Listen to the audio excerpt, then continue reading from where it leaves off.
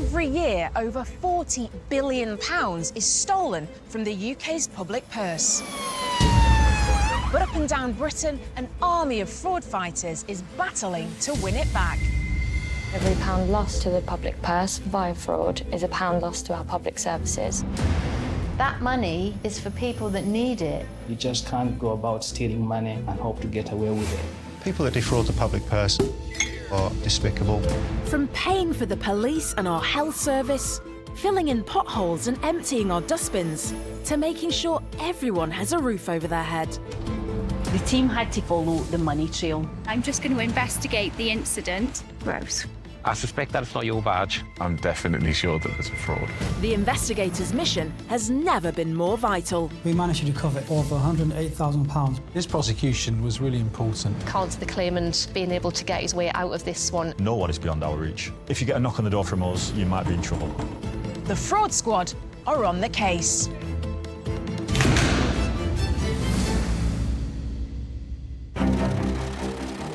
Today, a pair of fraudsters go on a shopping spree with school money, stealing hundreds of thousands of pounds. To think that two members of staff were so trusted and well-respected is just unthinkable. A disgruntled NHS employee turns travel agent using money meant for hospitals. To take that money away is taking a nurse off a ward, effectively. And a benefits cheat is caught out, trying to be best in show.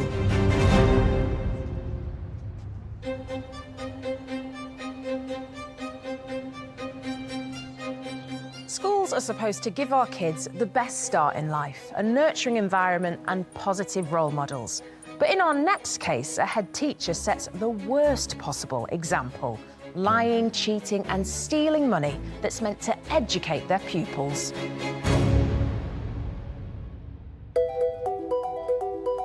This is the scandalous story of a school office conspiracy, an abuse of power, trust and responsibility.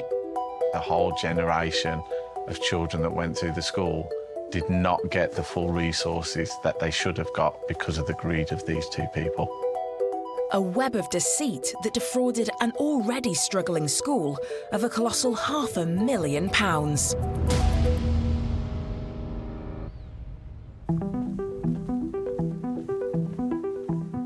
I'm Philip Tromans. I'm a counter-fraud investigator for Sandwell Council. We deal solely with the public purse. The prominent one that we've dealt with for a number of years has been tenancy fraud. We have internal cases, blue badge cases. These people are unscrupulous. They're just out for themselves.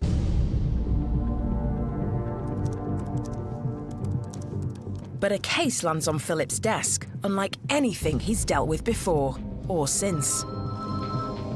It starts with a phone call from a bank. The bank informed us that there's some suspicious activity with regards to one of our schools. They've spotted a glut of transactions that just don't add up. The store that the school has been purchasing items from is a boutique, upmarket clothing store. The suspicious spending totals £4,809.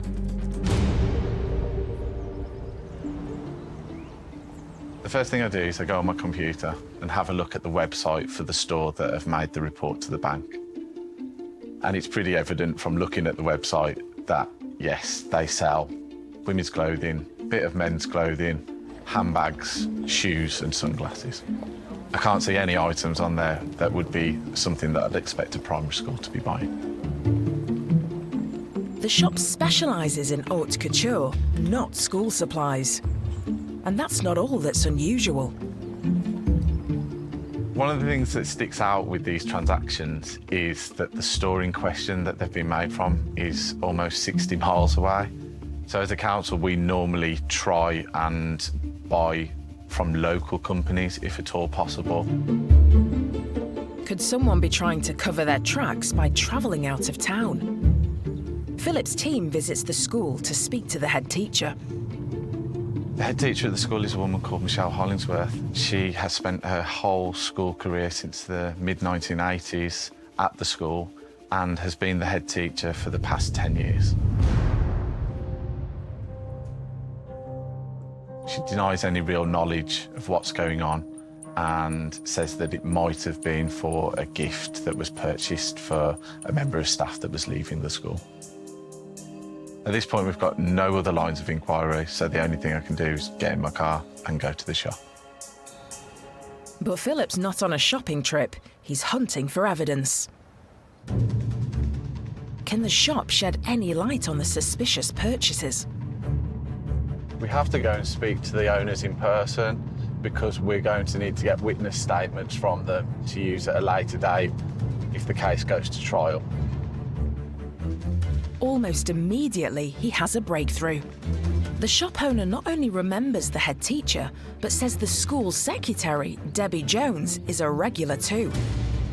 Debbie will deal with the administrative side of the school, and Michelle has got the authorisation and holds the budget for the school. The pair are known to work closely together and both have access to school funds. Philip's suspicions are growing. It is strange for a head teacher and a secretary to share an office. It's more traditional that the head teacher has their own office so that they can conduct any meetings that they might want to in private. The shop owner then volunteers more crucial information.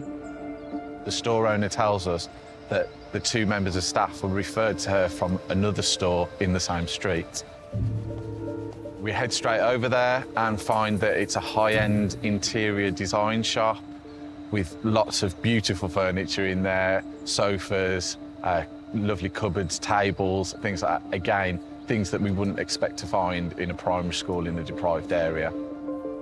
It turns out the pair were well known in the upmarket high street. There was also a third store in the same street that they'd visited. It was a children's kind of boutique shop that sold clothes and books, games. On the face of it, it seems like it could be something that the school would go and make purchases from. But then upon speaking to the owner, it's quite obvious that the majority of things that have been brought is clothing, and seeing as the school is a uniform school, there doesn't seem to be much need for those purchases. At this point, I'm definitely sure that there's a fraud. Information from the bank explains how the pair had tried to deviously disguise their shopping spree. They've used their insider knowledge of the school systems to try to avoid detection. By paying by cheque, they were going to the store, putting on one side what they wanted to buy, going back to the school, raising an order, raising a cheque, sending the cheque had to clear, and then go back to the store to go and collect the items. Because, of course, they couldn't run the risk of them being delivered. With the evidence mounting, it's time for action. Michelle and Debbie are suspended from duty, and we go to the school. We need paperwork to be able to look at and analyse to see what's happened. But when they get to the school, investigators have a shock in store. All of the relevant paperwork with regards to the transactions has disappeared, along with the computer used by Debbie Jones. Other staff describe an attempt to try to destroy incriminating evidence before investigators arrived. They inform us that the electrics were tripped out because there was an attempt to pour water on the computer. It's clear the pair know Philip is onto them. The loss of evidence is a blow to the investigation. It means that the investigation has become a lot harder. With zero paperwork to go on, the only thing that we can do is get a copy of all of the suppliers that the school have got on their computer system and trawl through the internet to find out the nature of each of those businesses. It doesn't take long for yet more dodgy transactions to surface. Clothes stores, antique stores, building sites and reclamation yards, probably about 30 companies. Philip visits each business and soon a pattern emerges. They're telling us the same story. Two people from a school coming in and wanting to buy items, but there's no actual physical evidence of those items being in the school. The pair's lavish spending sprees are costing the school thousands. And they've made calculated and deliberate attempts to hide their thefts. On the school's finance system, they would have recorded something that was very plausible, whereas in reality, what had been brought and what was recorded on the invoice was something of a far more personal nature, such as clothing, furniture, antiques. I think that's an interesting thing. This one piece will make 52 layers. Watch on mobile devices or the big screen. All for free. No subscription required. While teachers are being forced to pay for basic supplies from their own pockets, the pair are splashing the school's cash like there's no tomorrow and forging the paperwork to cover their tracks. They had brought a Georgian Beaufront corner cupboard and a pine dovecoat. A bargain at just £900. On this piece of paper here, actually they wanted it recorded on the system as an outdoor storage cupboard and a wooden playhouse. They'd actually brought a mirror, quite an expensive one, £1,150. And yet they wanted that recorded on the system as wooden storage blocks. So from these documents, we can blatantly see that they're trying to cover their tracks. Later, Philip discovers the pair's shopping trips are just the tip of the iceberg as the full extent of the theft is discovered. We can see that all of the monies paid to this company are actually paid into the bank account of Debbie Jones.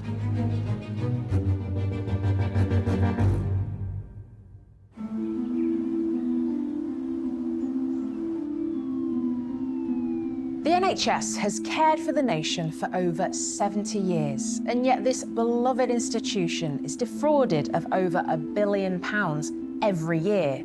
What's even worse is that sometimes that fraud is committed by insiders who should know better.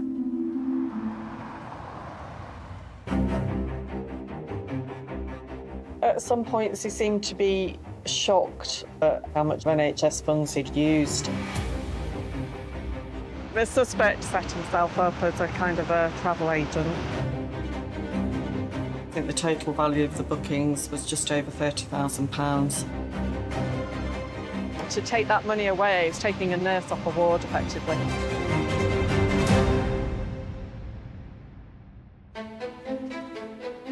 My name is Leslie Million and I'm an counter-fraud specialist for NHS of England and Improvement.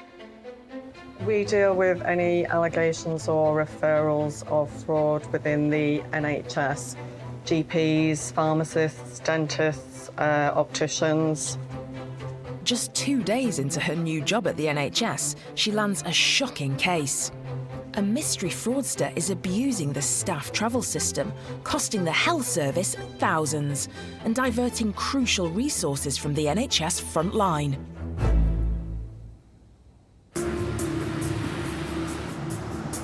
It's quite normal for teens to book travel, to go away for conferences or for training, but someone was concerned over a flight that had been booked on the travel booking system.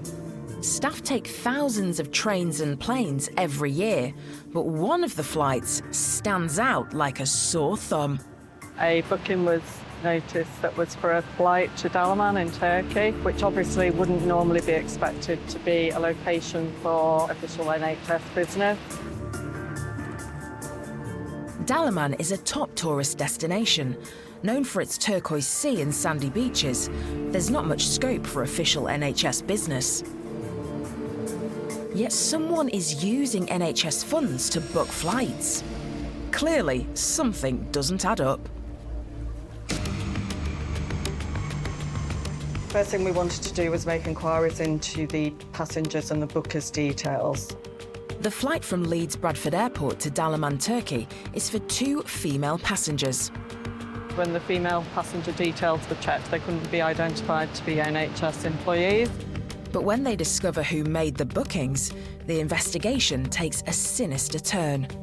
The man who made the bookings was employed by NHS Improvement. Until recently, he'd worked as an assistant project manager, but quit that job thinking he'd landed a promotion. But when the promotion fell through, he was left jobless, so it would seem he has an axe to grind. He's had unrestricted access to the system for months. The fraud could potentially be huge. After cutting off his access, an urgent investigation is launched. Leslie needs details of all his bookings on the system. When the results come back, she's in for a shock. There were quite a number of bookings there, quite a considerable amount. I think the total value of the bookings was just over £30,000. It looks like the suspect's been able to book international flights and hotel stays undetected, costing the taxpayer thousands. £6,000 on rail travel, just over £3,000 on flights, and then over £20,000 was spent on hotel bookings. £30,000 has been stolen. That's money that's desperately needed for patient care, not to fund exotic holidays or city breaks. There was quite a lot of hotels in London, and I think potentially it was just using them for himself as somewhere to stay. But there are a lot of bookings made for other people as well. Although the account login was registered to the former NHS staffer, there's no proof he made the bookings. Leslie needs to dig deeper. The hotel bookings were made in numerous different names. Some of them were in the suspect's first two names, which were believed to be for him. Some of them appeared to be fictitious names. Our personal favourite is Fat Jeff. The list of names, Fat Jeff included, might hold a clue to proving who made the illicit bookings. The other names were names like Aston Mart and Rico Dart. The nicknames might be light-hearted, but this is no laughing matter. With bed shortages and waiting times spiralling, every penny lost hits the NHS where it hurts. Leslie needs to prove her suspect is the one responsible. She turns to social media to track down the people listed on the bookings. I managed to find links to about 4 or 5 people on Facebook with quite unusual names, which obviously then shows that connection between the suspect and the bookings. Then she has another breakthrough. The suspect's HR documents are still on file. As part of his identification documentation, there was a bank statement within there from his bank account, and I can see a transfer from one of the names that a booking is being made in to my suspect's bank account. This proves beyond doubt that her suspect and the people named on the bookings are connected. He's not only booking travel and accommodation for himself, but for his friends too. The suspect appears to have essentially set himself up as a kind of a travel agent.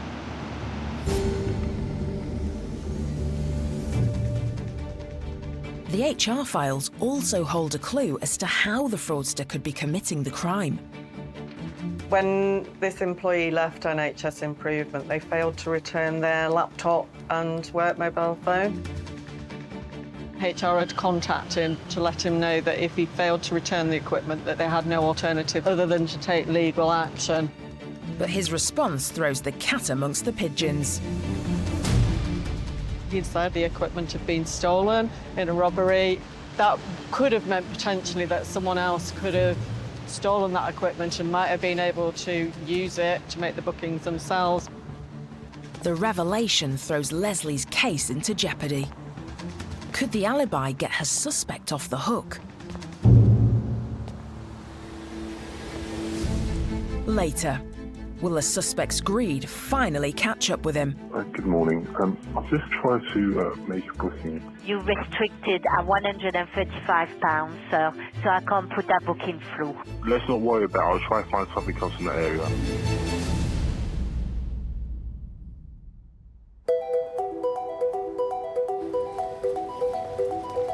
Dogs might be a man's best friend, but in our next case, they turn out to be the fraudster's worst enemy when a benefits cheat is caught lining her own pockets with public money.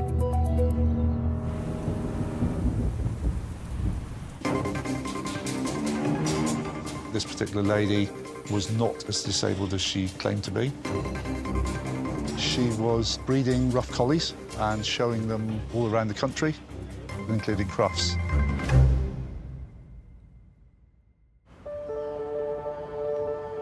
I was always brought up to believe that people should be as honest as they possibly can, both with themselves and with other people. Obviously, benefit fraud is something that is dishonest. The benefit system is a very vital piece of machinery that's there to support those who need it, but it's not there to be abused. Catching fraudsters is all in a day's work for Adrian Brewer from the Department for Work and Pensions. Every day is different, every case is different. Cases can be quite complex, some cases can be quite simple. During his 40-year career, Adrian's seen it all. At least he thinks he has, until he gets a tip-off from a member of the public. The hotline's been going for an awful long time, and it is probably one of the main sources of referrals. A referral came in which stated that this particular lady was not as disabled as she claimed to be, and that she was breeding dogs and she was showing them at various dog shows around the country.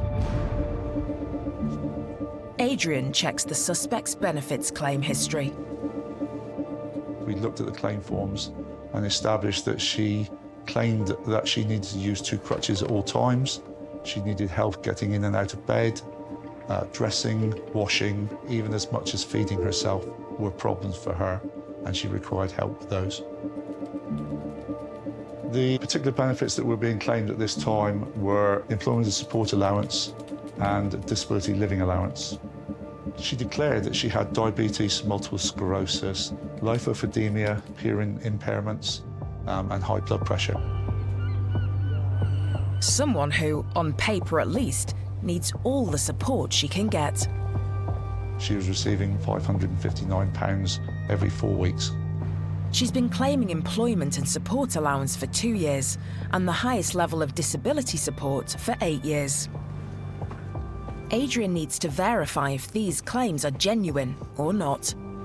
The next stage is for us to try and establish what the true position is. We then basically obtain all the case papers that are available. So we have copies of any claim forms, copies of any doctor's reports, and then we arrange for further checks, possibly via our intelligence units, to obtain perhaps financial details or social media details. The suspect's social media suggests the anonymous tip-off was right. We established that this particular lady had been showing her dogs at certain shows. She was well known in the dog community. She was breeding rough collies and showing them literally all around the country, everywhere from locally Exeter up to and including Crufts. She had a number of dogs, and she'd even imported some from abroad for breeding. It's certainly suspicious, but Adrian needs proof that her claims of crippling ill health are bogus. So he hatches a plan. He knows the highlight of Devon's dog show calendar is fast approaching. Any show dog owner worth their salt will be there. And so will Adrian, with an undercover surveillance team. The advantages of surveillance at a venue like that is that cameras are quite common. People take photographs of dogs at the show, and it's very easy to blend in with the crowd. The operation involves a whole team of officers spread across the city. The suspect is followed as she leaves home. Our team is in contact using radios. We arranged for a couple of officers to already be in situ, so that if we lost her at all on the journey up, then hopefully they would pick her up immediately we got there. Officers follow the suspect to the showground, where despite her claims of ill health, she immediately gets to work. She's clearly seen walking unaided and lifting, even carrying. They initially started filming her setting up a gazebo at the showground to protect the dogs from the sun during the day, whilst they weren't actually in the show ring. This did provide a little bit of amusement as her granddaughter broke it, and it ended up being half the height, which resulted in, throughout the day, her having to bend down quite severely to get under the gazebo to actually reach the dogs. The suspect's health issues have seemingly disappeared. How could she stoop so low? She claims to need 2 crutches to walk and struggles with day-to-day living. But the only thing she appears to be dogged by are dodgy benefit claims. She can run, but she can't hide. Just one day of surveillance gives the team all the evidence they need. The suspect's benefits are stopped, but not before she'd managed to claim thousands of pounds. The amount overpaid was £12,538.40. She's invited into the DWP for interview under caution. When she attended for the interviews with us, she came in with a walking stick. And to add insult to supposed injury, her solicitor says she isn't fit enough to be interviewed. Another interview's arranged, but she doesn't show up. But Adrian is like a dog with a bone. A third interview is scheduled. She came in for the interview, again, this time a different solicitor from the first time, and proceeded throughout the interview to go no comment. Despite her stonewalling, the evidence is put to the suspect.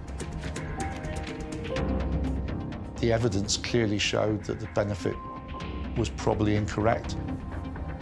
The suspect doesn't offer any explanation, but the evidence is overwhelming. The case then goes from ourselves to the Crown Prosecution Service, who prosecute on our behalf. She was charged with obtaining benefits dishonestly by failing to report her true circumstances. The suspect appears at Plymouth Crown Court. She pleaded guilty to all the offences. She was sentenced to 12 months community order, 20 reparation days, and 100 hours unpaid work. And that's not all. An order was made in the court for Profits from Crime Act, and she was ordered to repay all the outstanding money to the department within 6 months, or to face a prison sentence. But the cost to the public purse goes beyond the benefit fraud. Investigation of benefit fraud costs a lot of money. There's a lot of resources go into it. It is a substantial amount of money that could be used for other purposes. If this case hadn't been investigated at the time it was, it is my belief that that claim would still be running to this current day. For Adrian and the team, it's a job well done. I'm very proud of the job I do. It gives me great satisfaction and a sense of personal achievement in playing my part in society.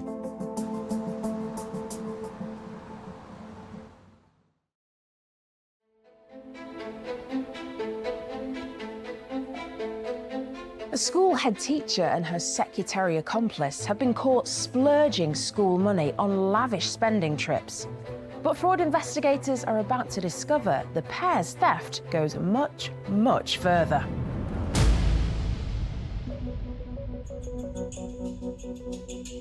They had brought a Georgian Beaufront corner cupboard. Actually, they wanted it recorded on the system as an outdoor storage cupboard. Head teacher Michelle Hollingsworth and school secretary Debbie Jones are ordered to appear before council officials. We interviewed Debbie first and we asked her to explain what's going on, and she doesn't really give us any information, just trying to distance herself and saying that we'll have to ask Michelle what's gone on. But when Michelle is interviewed, the head teacher plays the fool. It's really frustrating. Michelle made out that she was completely IT illiterate, did not know how to use a computer at all. But Philip's not falling for it. It seemed logical that the only person that could be the mastermind of this was Michelle, because You can't really imagine a situation whereby Debbie, as the school secretary, was going to go to the head teacher and say, I've got a great idea of how we could defraud the school. With his suspects failing to provide any new information, Philip doubles down on the school's finances. Hidden within the cost reports, he spots an anomaly. One of the companies that the school used was a family relation. Another personal contact of Michelle has been used to provide building work for the school. It's suspicious, but not illegal. Philip contacts the company involved. The person who we're speaking to is very vague, tries to distance themselves from those transactions enough that we feel that it's necessary to interview them as well. During interview, they make no comment, but they do come with a pre-prepared statement. It doesn't admit fraud, but they do say that they will repay any monies that have been paid to the business that we feel shouldn't have. Why would a company volunteer to repay money unless something shady is going on? A quantity surveyor visits the school to check the building work the school's paid for has actually taken place. They go round the school to check that what the school have recorded that they've received has actually been done. They find that in the majority of cases, the work that's been paid for either hasn't been done, or if it has been done, it's been grossly overcharged for. The investigation also uncovers payments to a window company, but there are invoices in place to show that the windows have been replaced numerous times, maybe 3, even 4 times according to the invoice system, and this obviously hasn't happened. We can see that all of the monies paid to this company are actually paid into the bank account of Debbie Jones. Was over £74,000.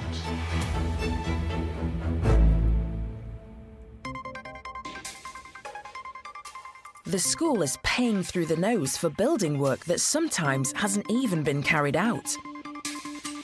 And most of the money is flowing straight into the fraudsters' personal bank accounts. The scam even extends to putting friends on the school's payroll. The head teacher is employing a personal friend as the school's sports coach and is paying him handsomely. We've got every reason to believe that this person has been overpaid for the work that they've done. 18 months into the investigation, and the total tally of the fraudsters' thefts has skyrocketed.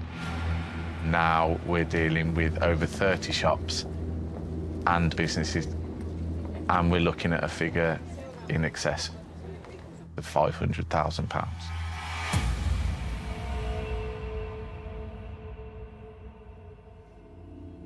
But when the head is called in for questioning a second time, there's a surprising turn of events. 2 days before that interview takes place, she attends the council house to return items that she's got stored at her home that have been purchased by the school. Clearly feeling the pressure, she voluntarily returns a treasure trove of goods, all bought with school money. This is one of the oil paintings that was returned to us by Michelle Hollingsworth.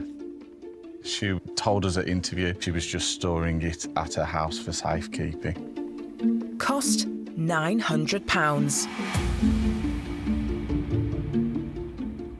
This one is another one of the paintings.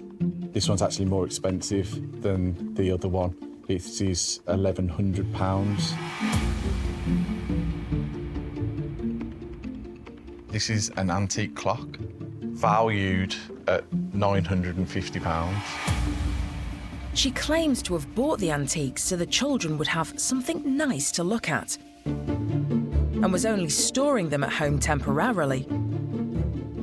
All the while telling staff and parents the school coffers were empty. And now we know why.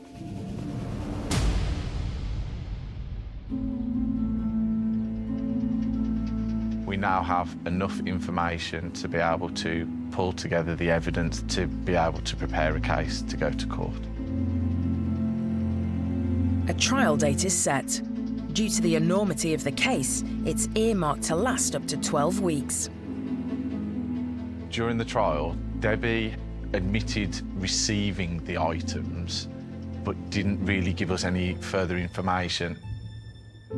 Michelle maintained throughout the whole court case that everything that she had purchased for the school was legitimate, was for use by the school, that the children benefited from it, and that if anything had been purchased that shouldn't have, it was Debbie's fault.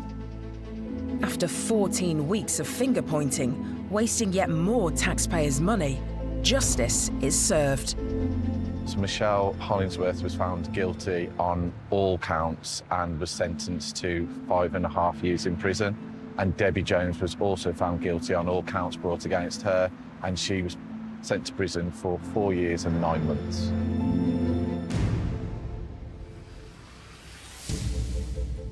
It was so satisfying to bring this case to a close and get the result that we did. And it's just really refreshing to know that we're not going to let people get away with this. And if you do commit a crime, we are going to do whatever we can to make sure that you're prosecuted. But the effects of the pair's fraud doesn't end at the school gates. The school that they worked at is in quite a deprived area of our borough. This fraud unfolded over 6 years, so that means that during that 6 years, a whole generation of children that went through the school did not get the full resources that they should have got because of the greed of these two people.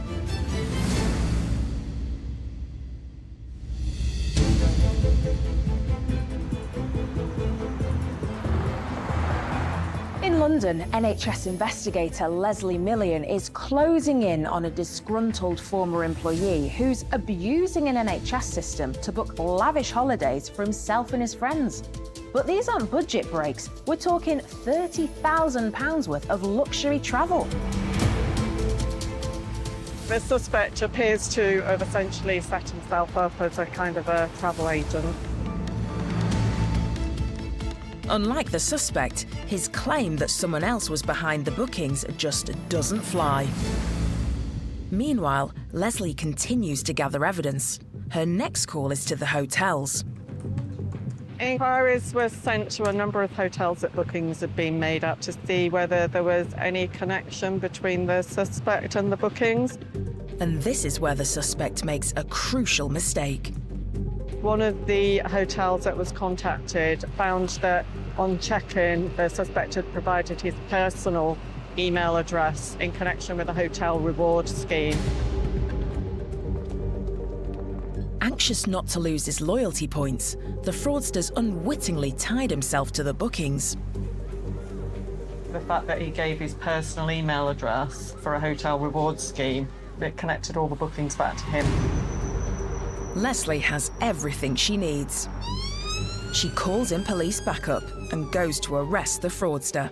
We're with the police, but unfortunately, when we get to the address, it's Mum's address, and the suspect hasn't lived there for quite some time. Horrified, the suspect's mum doesn't hesitate to dob in her son. Mum provides a current up-to-date mobile number for the suspect. When they catch up with him, he's not happy he's got his mum to answer to. The suspect was quite annoyed that police had been to his mother's address. You know, he didn't want his mum to be upset. At one point, he said to the police, "I want you to phone up my mum and apologise to my mum, otherwise I'm not being interviewed." The police politely explain that's not how it works, and he's interviewed under caution. The suspect just chose to no comment to everything. It's just quite frustrating, really. But when Leslie presents her evidence, he's visibly shaken. At some points, he seemed to be shocked, actually, himself at the total amount of bookings that had been made, and then hadn't realised quite how much of NHS funds he'd used. But he's in for an even bigger shock. Leslie has an ace up her sleeve. she's obtained recordings that clearly identify him as the one making fraudulent bookings with NHS money. Hi, I've made a booking. Okay, no problem. And what's the reason for travel? So there's an event, an operational activity. In Exhibit B, the brazen fraudster pushes his luck even further, maxing out the price cap on NHS bookings. Good morning. I've just tried to make a booking. You restricted at £135, sir, so I can't put that booking through. Let's not worry about it. I'll try and find something else in the area. Facing indisputable evidence, the writing's on the wall for the fraudster. He really didn't enjoy the calls being played, and at that point held his head in his hands.